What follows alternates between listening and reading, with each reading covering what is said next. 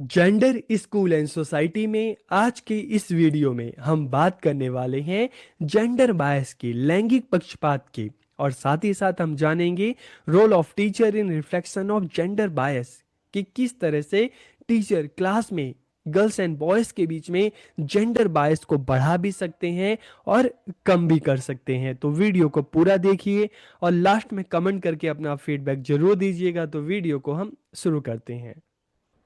आज का हमारा टॉपिक है role of teacher in reflection of gender bias, की लैंगिक पक्षपात के प्रतिबिंब में शिक्षक की भूमिका, कि किस तरह से क्लास में टीचर गर्ल्स एंड बॉयज के बीच में जेंडर बायस को, लैंगिक पक्षपात को कम भी कर सकते हैं और बढ़ा भी सकते हैं।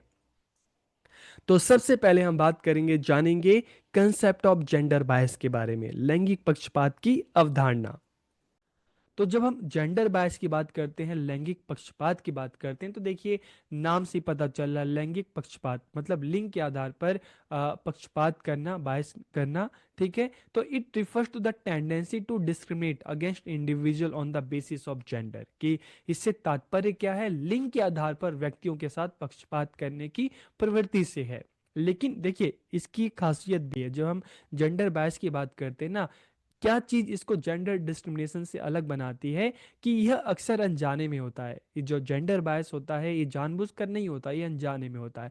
एग्जाम्पल के लिए अगर हम बात करें, देखिए क्लास में हम क्लास की बात करते हैं तो अक्सर बहुत बच्चे ऐसे करते हैं ना कि फेवरेटिज्म, कि मैम है तो उस बच्चे को ज़्यादा मानती हैं, सर हैं तो उस बच्ची को ज़्यादा मानते हैं। इस तरह से होता है ना कि इसको ज़्यादा वैल्यू दे रहे हैं, इंपॉर्टेंस दे रहे हैं, इसको कम दे रहे हैं। अगर हम घर के अंदर की बात करें तो घर में भी अक्सर हम कहते हैं ना कि जो फादर है, ठीक है, वो ज़्यादा उसका जुड़ाव अपनी डॉटर के लिए होता है, मदर है तो उसका ज़्यादा जुड़ाव जो होता है अपने बेटे के लिए होता है। इस तरह से नॉर्मल हम मानते हैं।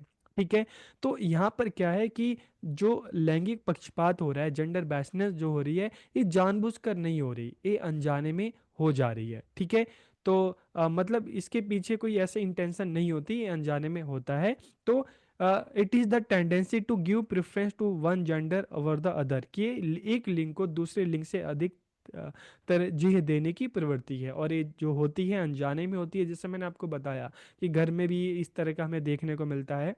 ठीक है, अब मान लो कि अगर डॉटर है और या फादर है, वो अपनी बेटी को बेटे से ज़्यादा मानते हैं, और मदर है उनका जो जुड़ाव है अपने बेटे से ज़्यादा है, तो आप ये नहीं कहोगे कि बेटी और बेटे के साथ भेदभाव कर रहे हैं। ठीक है, तो ये जो चीज़ें होती हैं ये अनजाने में होता है। ठीक है, लेकिन फिर भी कहीं ना कहीं देखते हैं ये चीज़ें ठीक नहीं है। It can manifest in various form, कि अलग अलग तरीकों में हो सकता है। एजुकेशन है, एम्प्लॉयमेंट है, हेल्थ केयर है, अलग अलग तरीकों से हो सकता है। जैसे हम अगर हम सिंपल हम घर की बात करते हैं, ठीक है, तो घर में हो सकता है कि जो फैमिली है उसके पास जो सोर्सेस हैं सीमित है, घर में लड़का है, लड़की है। अब अगर किसी एक को अच्छी एजुकेशन देना है तो कहीं ना कहीं दूसरों को कॉम्प्रोमाइज़ करना होगा, तो वो कॉम्प्रोमाइज़ चाहे लड़का करे या लड़की करे, कोई भी कर सकता है। हो सकता है कि जो लड़की है उसको अच्छे स्कूल में अच्छे स्कूल में एडमिशन करा दें। ठीक है, उसकी एजुकेशन पे अच्छा खर्च करें, लेकिन लड़के की एजुकेशन पे उतना अच्छा खर्च ना हो पाए। हो सकता है कि लड़के के एजुकेशन पे ज़्यादा अच्छे से खर्च करें, लेकिन लड़की के एजुकेशन पे खर्च ना हो पाए। तो ये जो जेंडर बायसनेस है दोनों जेंडर में से किसी के साथ भी हो सकता है। एम्प्लॉयमेंट की बात करते हैं, हो सकता है कि लड़कों को ज़्यादा अपॉर्चुनिटी मिले, लड़कियों को कम मिले। ठीक है, हेल्थ केयर, तो अलग अलग हम ये चीज़ें देखते हैं कि जो जेंडर बायसनेस है ना, अलग अलग रूपों में हो सकता है। और ऐसा ही जरूरी नहीं कि सिर्फ एक ही के साथ हो, फीमेल के साथ हो, मेल के साथ ना हो, किसी के साथ भी हो सकता है। ठीक है, उसके जेंडर के आधार पर जब इस तरह के जो पक्षपात होता है, बायसनेस होता है, तो इसे हम जेंडर बायस बायस या लैंगिक पक्षपात कहते हैं। और इसमें क्या होता है, लोग अनजाने में एक लिंग को दूसरे पर मतलब तरजीह देते हैं, ज़्यादा महत्व देते हैं, इंपॉर्टेंस देते हैं। It can happen in any system and can affect all gender, कि ये किसी भी व्यवस्था में हो सकता है और सभी लिंगों को प्रभावित भी कर सकता है। लेकिन हम रिसर्च में अगर हम देखते हैं, ठीक है, तो इसमें पता चलता है कि इस तरह की जो जेंडर बायसनेस जो होती है महिलाओं के साथ अधिक होती है। ऐसा नहीं है कि सिर्फ महिलाओं के साथ ही होती है, महिलाओं के साथ अधिक होती है, रिसर्च में ऐसा पता चलता है। ठीक है, it's identification and solution is necessary for building a good society. कि अगर हम चाहते हैं कि हमारा जो समाज है एक अच्छे से डेवलप करे, जो परिवार है सब लोग मिलकर रहें, समाज में सोसाइटी में लोग मिल के रहें, एक क्लास की बात करते हैं वहाँ पर भी बच्चे आपस में मिल कर रहें, तो कहीं ना कहीं इस चीज़ को पहचानना पड़ेगा कि कहीं जेंडर बायसनेस तो नहीं हो रही।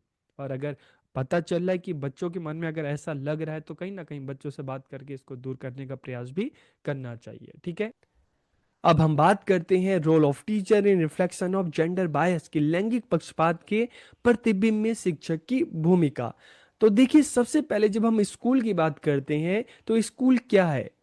एक सोशल इंस्टीट्यूशन है, सामाजिक संस्थाएं हैं जहाँ पर समाज से बच्चे आते हैं, सीखने के लिए आते हैं, एक अच्छी एजुकेशन लेने के लिए आते हैं, सोशल वैल्यू सीखने के लिए आते हैं। और स्कूल्स में, कॉलेजेस में बच्चों को तैयार किया जाता है सोसाइटी के लिए, समाज के लिए। यहाँ से सीखकर बच्चा वापस अपने सोसाइटी में जाता है और अपने लिए, अपने परिवार के लिए, अपने समाज के लिए, अपने देश के लिए, अपने देश को आगे बढ़ाने के लिए बच्चे काम करते हैं। तो विद्यालय महत्वपूर्ण सामाजिक संस्थाएं हैं जहां बच्चे न केवल शैक्षणिक विषय सीखते हैं बल्कि सामाजिक मूल्य भी सीखते हैं। तो इसलिए तो हम स्कूल को एक सोशल इंस्टीट्यूशन कह रहे हैं, मिनिएचर ऑफ सोसाइटी कह रहे हैं, समाज का एक लघु रूप कह रहे हैं, क्योंकि स्कूल में बच्चे अलग अलग रीजन से आते हैं, अलग अलग रिलीजन से आते हैं, अलग अलग कास्ट से आते हैं और साथ मिलकर पढ़ते हैं, अलग अलग एक्टिविटीज़ करते हैं, कंपटीशन में पार्टिसिपेट करते हैं, मिलकर चीज़ों को सीखते हैं। तो इस तरह से बच्चों में सोशल वैल्यूज भी डेवलप होते हैं। और विद्यार्थियों की जो दृष्टिकोण है, उनका जो व्यवहार है, समाज में लिंग संबंधी जो समझ है, इसको आकार देने में शिक्षक की अहम भूमिका होती है।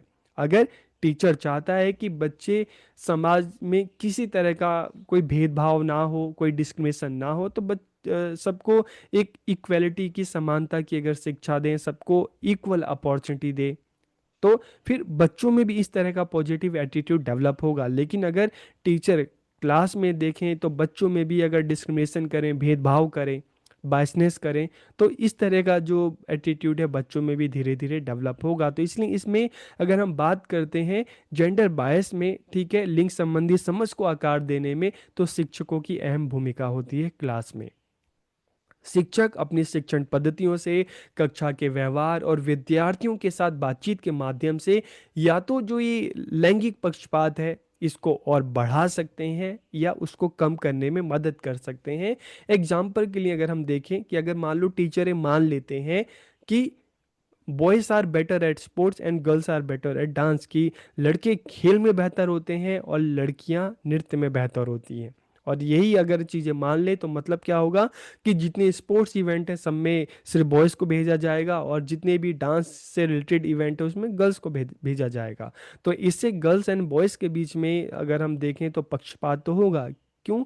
क्योंकि गर्ल्स जो है वो डांस के साथ वो स्पोर्ट्स में भी बेहतर हो सकती हैं और बॉयज़ जो है स्पोर्ट्स के अलावा वो डांस में भी बेहतर हो सकते हैं। तो यहाँ पर टीचर को खुद से नहीं मान लेना चाहिए कि ये इसमें बेहतर है, इसमें बेहतर है।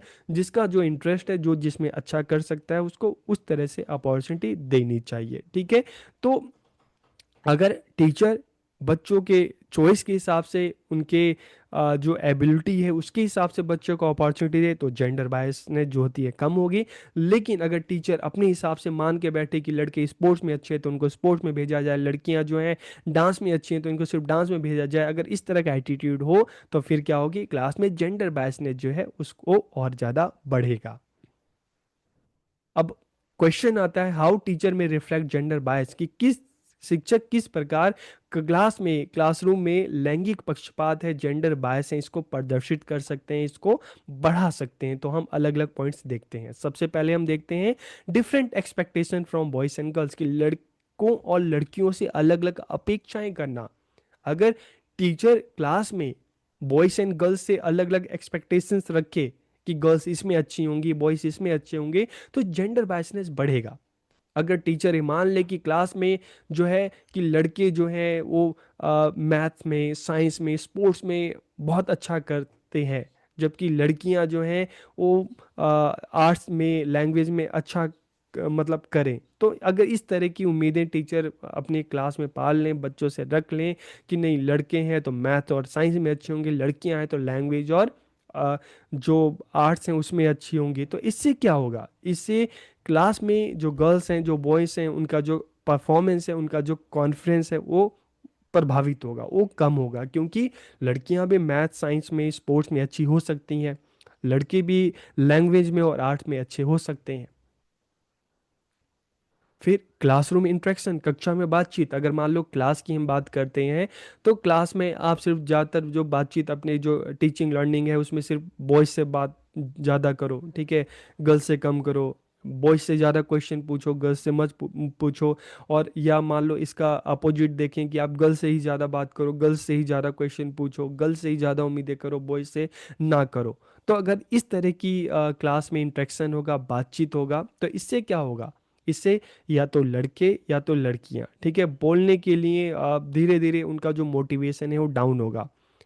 लड़कों को अधिक बेझिझक बोलने के लिए अगर प्रोत्साहित करेंगे, और लड़कियों से शांत और अनुशासित रहने की अपेक्षा करेंगे, या लड़कियों से ज़्यादा बोलने की उम्मीद करेंगे, लड़कों को शांत रखने के लिए आप उनको मतलब करेंगे कि नहीं आप शांत रहो, तो इससे क्या होगा कि क्लास में जेंडर बायसनेस है बढ़ेगी। तो इसलिए सबको इक्वल अपॉर्चुनिटी देनी चाहिए, इक्वल चांस देना चाहिए।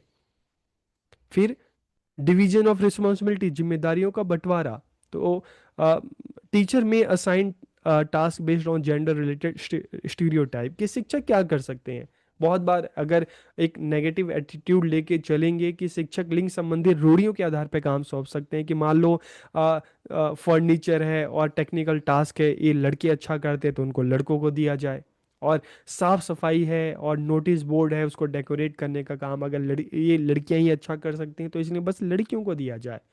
तो जो डिवीजन और रिस्पॉन्सिबिलिटी है वो भी जेंडर स्टीरियोटाइप के बेस पर नहीं होना चाहिए, रूढ़िवादी नहीं होने चाहिए। जो भी काम है, टेक्निकल काम है, वो गर्ल्स को भी दिया जा सकता है, ठीक है। और जो डेकोरेशन का काम है वो बॉयज़ को भी दिया जा सकता है, जिसका जो इंटरेस्ट है उसके हिसाब से उसको काम दो। लेकिन अगर आप पहले से मान के बैठ जाते हैं कि नहीं गर्ल्स जो है डेकोरेशन का काम अच्छा कर लेंगी, बॉयज़ जो है टेक्निकल टास्क है वो अच्छा कर लेंगे, तो फिर हम देखते हैं कि क्लास में जेंडर बायसनेस जो है बढ़ती है। इसके अलावा use of gender stereotype typical language, की लिंग रूढ़िवादी भाषा का प्रयोग, और the example story and language use by teacher can reinforce traditional gender roles, के शिक्षकों द्वारा इस्तेमाल की जाने वाले कहानी भाषा पारंपरिक लिंग भूमिकाओं को और मजबूत कर सकते हैं। जैसे एग्जाम्पल के लिए, ठीक है, पुरुषों को नेता और महिलाओं को जो है देखभाल के रूप में अगर चित्रित करना, पुरानी जो कहानियां हैं इस तरह की कहानियां बताई जाएं कि लड़कियां जो है सिर्फ घर के अंदर का काम संभालती हैं, लड़के हैं बाहर का काम संभालते हैं। अगर इस तरह की स्टोरी या अगर इस तरह की जो लैंग्वेज इसका प्रयोग किया जाए तो इससे भी कहीं ना कहीं क्लास में जेंडर बायसनेस बढ़ती है। और एनकरेजमेंट इन करियर सिलेक्शन, की करियर के चुनाव में प्रोत्साहन। तो अगर मान लो क्लास में अगर हम देखें तो लड़कों को, चाहे हम इंजीनियरिंग की बात करें, टेक्नोलॉजी की बात करें, स्पोर्ट्स की बात करें, इस फील्ड में कहा जाए कि नहीं तुम करियर बनाओ, और लड़कियों को कहा जाए कि नहीं तुम टीचिंग में जाओ, नर्सिंग में जाओ, होम रिलेटेड प्रोफेशन में जाओ, तो ये चीज़ें भी क्या करती हैं, कहीं ना कहीं अगर इस तरह का इनकरेजमेंट किया जाए करियर सिलेक्शन में कि नहीं लड़कियों के लिए पर्टिकुलर फील्ड है, लड़कियों के लिए पर्टिकुलर वो फील्ड है, तो इस तरह से भी जेंडर बायसनेस जो है वो बढ़ती है। आज हम देखें इंजीनियरिंग में देखें, टेक्नोलॉजी में देखें, तो यहाँ ये कोई जेंडर बेस नहीं है, जिसका इंटरेस्ट है जो इसमें आना चाहे वो आ सकता है। टीचिंग में भी हम बात करें, ठीक है, इसमें भी जो आना चाहे वो आ सकता है। तो लेकिन अगर इस तरह का अगर कोई नेगेटिव एटीट्यूड रखते हैं तो जेंडर बायसनेस क्लास में बढ़ती है। अब हम बात करते हैं positive role of teacher in reducing gender bias की। अब किस तरह से क्लास में एक पॉजिटिव रोल निभाकर भी टीचर क्या कर सकते हैं, जेंडर बायसनेस को कम कर सकते हैं। तो किस तरह से, तो teacher can play a transformative role in promoting gender equality by adopting inclusive and fair practices. कैसे, इक्वल ट्रीटमेंट, समान व्यवहार करना। शिक्षकों को सभी विद्यार्थियों को चाहे किसी भी लिंग के हों, शिक्षा खेलकूद नेतृत्व और कक्षा की गतिविधियों में भाग लेने के लिए सबको समान अवसर दिए जाने चाहिए। जिसका जो इंटरेस्ट है, जिसका जिस एरिया में मन हो उस एरिया में उसको अपॉर्चुनिटी देना। तो इक्वल ट्रीटमेंट, ठीक है, प्लस एनकरेजिंग कॉन्फ्रेंस, आत्मविश्वास को बढ़ावा देना, लड़के और लड़कियों दोनों को ही अपनी राय व्यक्त करने का, सवाल पूछने का, सभी गतिविधियों में सक्रिय रूप से समान रूप से भाग लेने के लिए प्रोत्साहित किया जाना चाहिए। जेंडर सेंसिटिव टीचिंग, लिंग संवेदनशील शिक्षण, कि शिक्षकों को पाठ्य पुस्तकों, उदाहरणों और कक्षा में होने वाले संवाद में रूढ़ियों से बचना चाहिए। उन्हें लिंग तटस्थ भाषा और विविध उदाहरणों का उपयोग करना चाहिए। जैसे एक एग्जाम्पल के लिए हम चेयरमैन का प्रयोग करते हैं, तो चेयरमैन तो मतलब आ गया ना, तो चेयरमैन की जगह हम चेयरपर्सन का प्रयोग कर सकते हैं। ठीक है, तो इस तरह का अगर हम इतिहास में दिखाएं कि हाँ नहीं, जो वीर की हम बात करते हैं सिर्फ पुरुष होते थे, तो साथ में साथ आपको महिलाओं के भी एग्जाम्पल देने चाहिए, ताकि एक जेंडर पे बात ना हो। ठीक है, तो इस तरह का आप अगर एग्जाम्पल भी दे रहे हो, तो एग्जाम्पल में भी आप ये कोशिश करो कि जो भी आप एग्जाम्पल दो तो उसमें कोई लैंगिक पक्षपात ना हो, कि पर्टिकुलर एक ही जेंडर को उसमें दिखाया जाए, दूसरे जेंडर को ना दिखाया जाए। ठीक है, इसके अलावा प्रोमोटिंग रिस्पेक्ट एंड इक्वालिटी, सम्मान और समानता को बढ़ावा देना।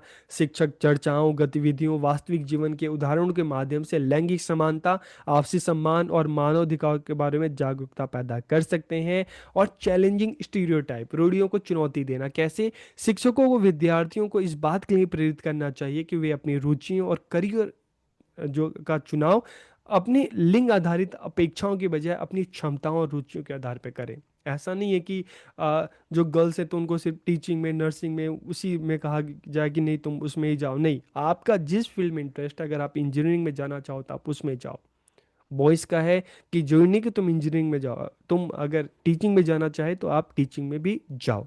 ठीक है, तो जो भी करियर सिलेक्शन है उसका जो चुनाव है लिंग आधारित अपेक्षाओं की बजाय अपनी क्षमताओं और रुचियों के आधार पर करें। और हम कंक्लूजन देखें, लास्ट में निष्कर्ष देखें, तो समाज में लैंगिक पक्षपात को दर्शाने या उसे खत्म करने में शिक्षक की भूमिका बहुत महत्वपूर्ण होती है। इसलिए जो शिक्षक समानता और निष्पक्षता का पालन करते हैं, तो वे एक ऐसा क्लास में सकारात्मक सीखने का माहौल बनाने में मदद करते हैं जहां बच्चा खुद को मूल्यवान और सम्मानित महसूस करे। ठीक है, उसको किसी तरह का बच्चों के साथ पक्षपात नहीं करना, बल्कि उनको इक्वल अपॉर्चुनिटी देना है। तो इस तरह से हमने देखा कि जेंडर बायसनेस क्या होती है और किस तरह से टीचर जेंडर बायसनेस को क्लास में बढ़ा भी सकते हैं और कम भी कर सकते हैं। तो वीडियो आपको कैसा लगा कमेंट करके जरूर बताइए। आप सबका बहुत बहुत धन्यवाद।